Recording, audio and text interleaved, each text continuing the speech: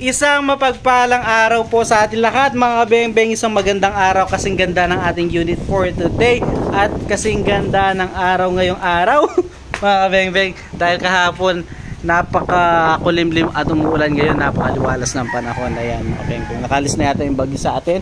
So Sir Louie Ambulo, ito na po ang inyong Mangyo Patrol 3-Cac 3-in-1. Pwede siyang disabog. Kapag sinabing disabog, pwede siyang balahan ng mga bulitas. Ayan po.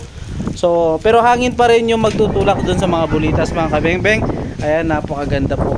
So 3-Cac po ito, 24 inches long barrel, 15 to 20 shots, long tank yan.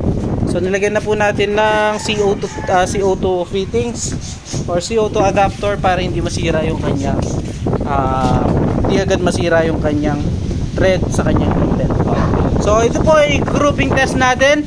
Ito unit ni Sir Louie Ambulo. So tara mga kabeng-beng, gagamitan natin siya ng Astro 18 pellets, undersized and sorted straight from the box ng mga balo. So ito po the moment of truth. Dahil wala po siya side cam, ay wala tayong camera, hindi natin malagyan ng side cam. Ay hindi, wala tayong scope, kaya hindi natin malagyan ng side cam. Unit lang po yung order ni Sir, kaya yon mga kabeng-beng, dito na lang natin sa video kay Utol. Ito. So hawakan na lang ni Utol dito mga kabeng-beng. Grouping test natin.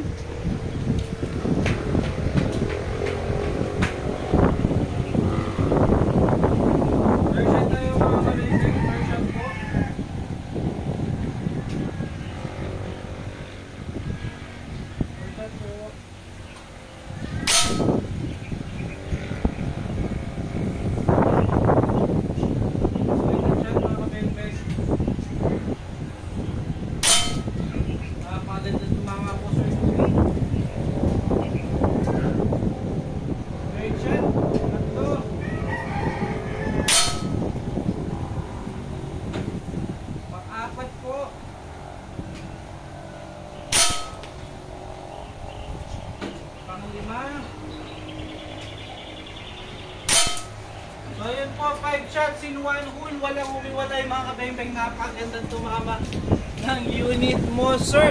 So 5 shots po yun. Tignan nyo kung gano'n lang kaliit yung naging groupings niya mga kabeng-beng. So mas lilit pa yan kung karton yung ating ginamit. Pero mga kabeng-beng, dahil nga po wala tayong karton ngayon, dito tayo sa steel plate at pintura lang muna. So yan, napakaliit lang po mga kabeng-beng. Ayan, oh.